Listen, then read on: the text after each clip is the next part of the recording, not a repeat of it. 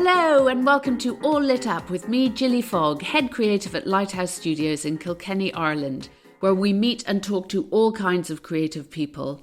Thank you so much for joining us. In this episode, we meet a very lovely person, Michael Rose, joint MD and co-founder, along with Martin Pope, of the multi-award-winning Magic Light Pictures.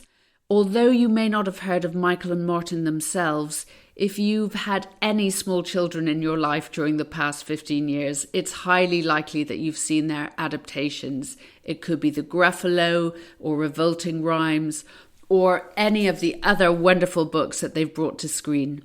I spoke to Michael about the business behind adaptations, working with authors, the enduring influence of Nick Park on his work, and his short film choice, the classic Creature Comforts. So, if you're all ready, let's get all lit up. Michael, thank you for being here. It's lovely to have you in person, right in front of me here in Kilkenny in Lighthouse Studios. You are with Martin, your business partner, at Magic Light Pictures. And I think the best, you're in everyone's living room with the Gruffalo. That's probably your greatest calling card. Yeah. Can you take us back to that time when, working on the Gruffalo was just an idea? Long time ago. So Martin and I started Magic Light Pictures together in 2003. And we came from very different backgrounds. We'd been friends, we knew each other socially, but Martin was a live-action drama producer. He'd worked with BBC Films, then had his own company, making some excellent and award-winning independent feature films. I'd come through as an animation producer, working with Aardman, where I produced Wallace and Gromit with Nick Park, and then set up their feature film division, and we made Chicken Run and Wallace and Gromit, The Curse of the Wererup, and feature films. And we started Magic Light in order to tell stories, and we thought what we love is telling stories, and we love reaching audiences with excellent, high quality storytelling. And it doesn't matter how it's made. It could be live action, it could be animation, it could be anything in between. And we have between us those sort of respective, necessary skills. But what also interested us was, how do we develop a business in the UK back in 2003? And through our respective experiences, we both knew that doing one-off projects, you may be successful, you may eventually get paid something, but to build a business, you need to own rights. And whilst we felt there were many ways, and we were interested in doing many different things, and we did in the early years, including live action, feature films, and so forth. But at the heart of our sort of on the back of a napkin plan was that we would acquire or develop a property, probably animated, that we could build into a long-term brand in success. Clearly a kind of dream, because many are called, few are chosen. But we were very fortunate. So my daughter was born in the year 2000. It was 1 year after the Gruffalo came out, and one of the first books she was given by a friend was the Gruffalo. So as we started, I said to Martin, what about the Gruffalo? And lo and behold, he was reading it night after night to his children as well. It took us many years to get the rights, like 4 years of quite long and detailed negotiations, and we finally brought out the film in 2009. Okay, so to go over getting the rights, now it's something that's talked about, I get the rights to, and most people don't know, and frankly don't want to know, all of the business details. But can you, in the most simple terms, break out that you can, or explain that you can get the rights for publishing, for film, for audio? These are all different things. And which bits were you and Martin interested in getting? We wanted as much as possible, because I think the thing about any project is you never know where success will really come from, and you don't know which part of what you do is the thing that might really take off. So in those early days, the authors were and the agents, their agents, were getting a lot of offers from all over the world, including Hollywood, including many British and European producers, who wanted to there were pitches to do feature films, there were pitches to do series based on the Gruffalo. But our pitch was to do a half-hour special because we could stay true to the original material of the book and be as faithful as possible to it without expanding the story world, without taking the characters on another wider journey. And for Julia Donaldson, the author, each of her books, they're written in rhyming verse, and each of her books is an individual work. There isn't, unless she's written something, there isn't a past or a future. They exist. And so she was very keen that there shouldn't be new words, there shouldn't be new material. And our approach sort of chimed with her. So it was a long, slow process to persuade her and the authors, but we were fortunate enough to do so. In terms of the rights, you set off as a producer, by wanting to get all the rights, as many as possible. And you want to have the right to make a film, a series, whatever it is, and you want as many of the so-called ancillary rights, which is merchandising, licensing, audio, spin-offs, whatever, as possible. In the case of a book like The Gruffalo, which had already sold several millions and was, a huge success, clearly the publishing, we had no access to the publishing rights, and there was also a stage show, separate and already existing, which is done by a very good company called Tall Stories. So, but our thinking was very much that we would need to, in order to do the film beautifully, in order to make a real classic adaptation of the book, we would need to invest a lot of money in it. You therefore want the biggest basket of rights in order that you can have as many ways as possible to recoup your investment. So we were fortunate. We got all the licensing and merchandising rights in the Gruffalo, and we have all rights actually except for publishing and stage show, which remain with the publishers and with the authors. And I imagine, Michael, you had a long career at Aardman, working closely with Nick Park. Yeah.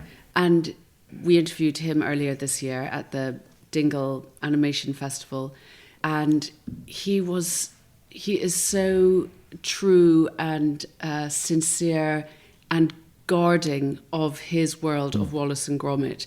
And just as you say, it is a world in itself. Nothing happens without Nick's say-so.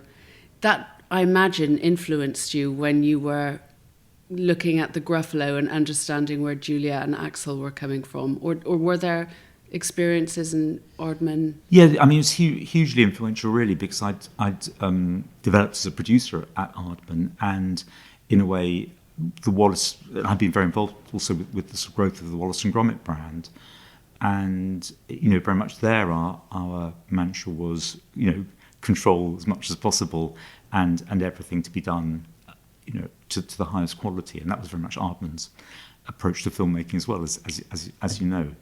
And we would approve everything that was done, and so on, whether Nick was involved or on his behalf. So I think when I started Magic Light with Martin, it was very much a half hours, in terms of animation, half-hour animated special was the thing I knew how to do, that in feature films. And it felt to me the Gruffalo here was a fantastic starting point for a wonderful half-hour special. But in terms of building a brand, it was very much develop it slowly, develop it carefully, curate it for the long term, make decisions around what you do and when you do it, in terms of, are you creating a classic? Will it sustain a long-term classic property, or will it undermine it? And you've worked really closely with Triggerfish Animation, who have, to give a very brief overview of your production process, and you will correct me where I go wrong, is you and Martin at Magic Light are the producers and do the pre-production mostly in Britain. So we work many days. We're producers. We do basically everything, and we're in a very hands-on way, but we don't actually do the animation. So we decided from the start we didn't want to be a studio, because running a studio comes, as you well know, comes with a different set of priorities, often about how, when one project's coming to an end, how do we keep the studio going? What is the next project that comes in? Whereas as sort of producers, our view was we want to make certain things and do them in the right way at the right time and with the best people wherever they are. So it gave us freedom to work with the best studios or the right talent for the right project. And so Gruffalo's Child and Room on the Broom we produced with Studio Soy, who are based in Ludwigsburg, which is just outside Stuttgart in Germany. And then Stickman and a number of other films we made with Triggerfish in Cape Town. More recently, we've made productions back in the UK with Red Star and Blue Zoo and others. Also, we've carried on working with Triggerfish in various ways. So we've set things up in many different sort of permutations. Permutations is the word I was looking for. But what's been common to them all is that then our role as producers and our small dedicated team has been that we develop the scripts and the stories. We oversee the storyboarding very closely. And we do the voice records. And constantly visiting the studios. We constantly visit the studios. In the early days, we were, going backwards and forth all the time. Clearly, in a more hybrid world, and with Zoom, we're able to. We've had to travel less, and also working in the UK has sort of cut down air miles considerably, which is great. But there's no substitute for meeting the people, and before you start any project, you have to spend time in person with the team to get to know them. And we were also talking earlier about the importance of choosing who you collaborate with, and clearly Julia and Axel are just wonderful people to be involved with. They are. I mean, they are. An incredible author-illustrator team. Very different people. What I think is remarkable about their books and why their books are so successful is that they kind of make a magic together. And Julia's ability to create a story through rhyme, and the quality of her rhyme, and the quality of her sort of thinking and imagination that comes through her storytelling is just, she makes it look easy, but my God, it's difficult to do what she does. And as any parent knows, reading her stories, even night after night, they're easy to read. Yeah, it's a pleasure. I agree. It's a pleasure. Everyone can put on the voice of the fox and the mouse, and and do their own thing, and they're all good. But what makes them a compelling duo, such a strong duo, is then Axel's illustrations. He doesn't just illustrate her text; he creates story within his illustrations, and that's independent of her process. So he will sort of create meanings and ideas in the books which aren't in her text, and it's the two together that make them special. Yeah, and then you enhance that completely. You plus it all the way in your. Well, when our approach to making the films ever since Gruffalo was, the first challenge was how do you get from a 7-minute read to a 25-minute film, and we started we started studying the book and studying it, and and we realised that there's so much. The story lies also in the gaps. The Gruffalo begins. A mouse took a stroll through the deep dark wood. So you start asking, well, how does the mouse stroll? Where's he going? What's he want? How does he know when he gets it? And all those sort of the stuff of writing. Yeah. You start asking, and so we started to expand and also find those moments between the text from Axel's illustrations, which created story material. Yeah. At Lighthouse, we are massive fans of adaptation. We love adaptations. I think it's a wonderful calling in itself.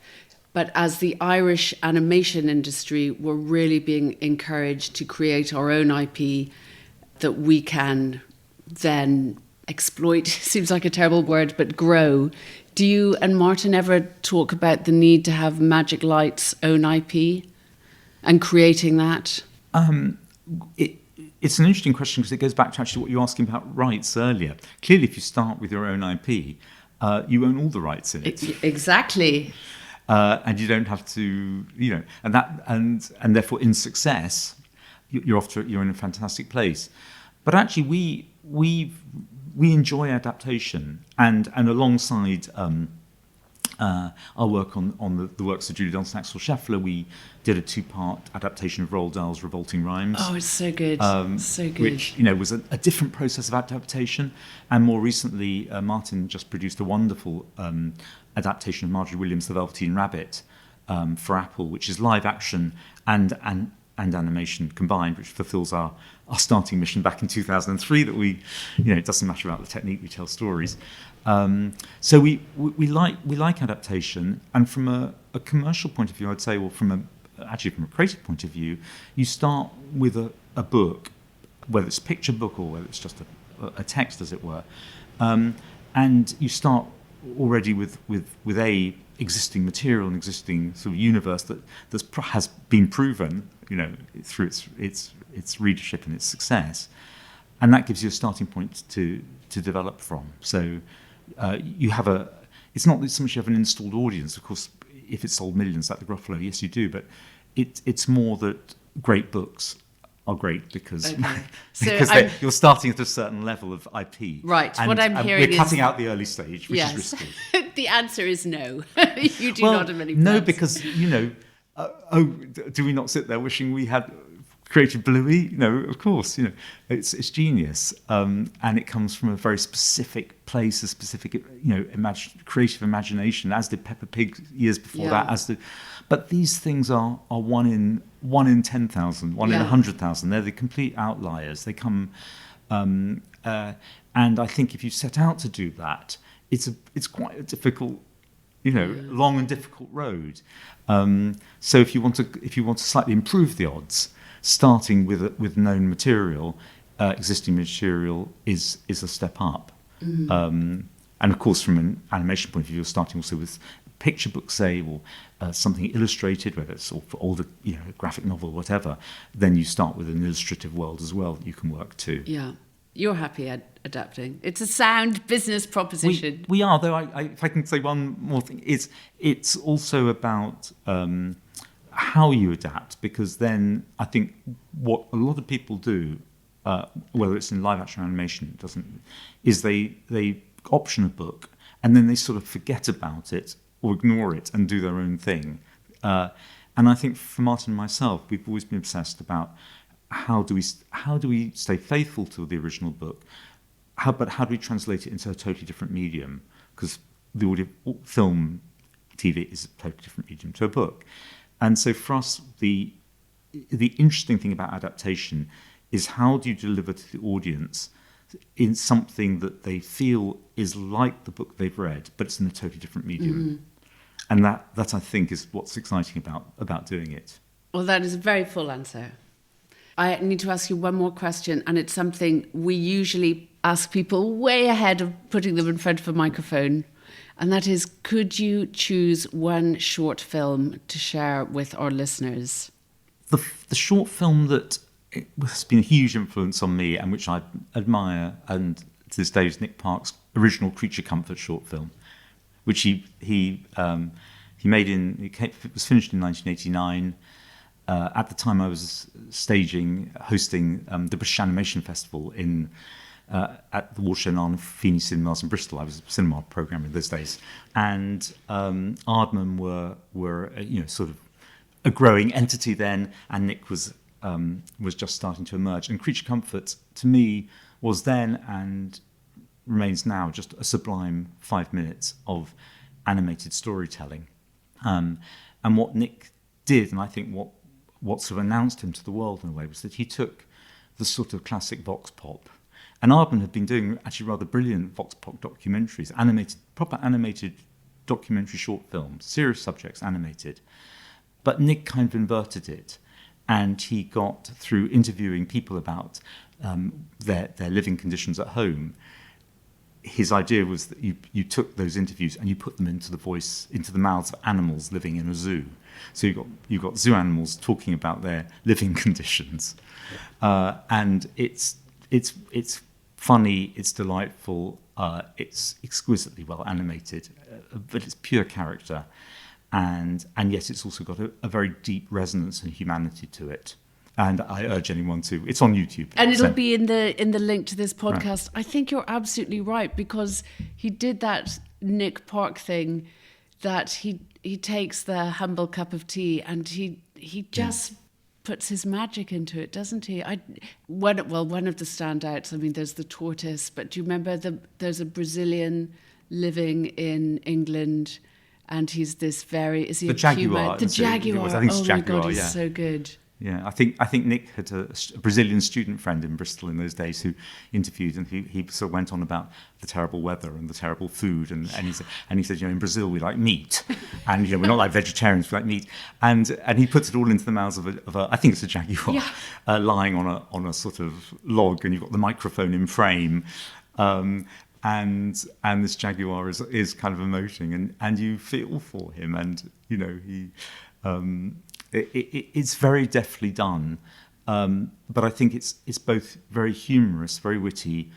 It's fantastically short, which I think is a great skill, but it's also got a real humanity to it, and it rightfully went on to win the Oscar. And in fact, there were 3 in the category that year. One of the other films was his graduation film, A Grand Day Out, the first of the Wallace and Gromit half hours. But Creature Comforts won. So he didn't even split his own vote, and it is I think a masterpiece, really. Yeah, I agree. That's a wonderful one to choose with, because I think many of our listeners may not have seen it, or at least not have seen it for years, but it is a total classic. It hasn't dated. Michael, Rose, it's been such a pleasure to talk to you. Thank you so much for sharing the time with us. It's a great pleasure being here. Thank you very much indeed. Thank you so much to Michael for being our guest, and thank you for listening. This podcast wouldn't be anything without an audience. See you next time when we'll get all lit up. Bye-bye.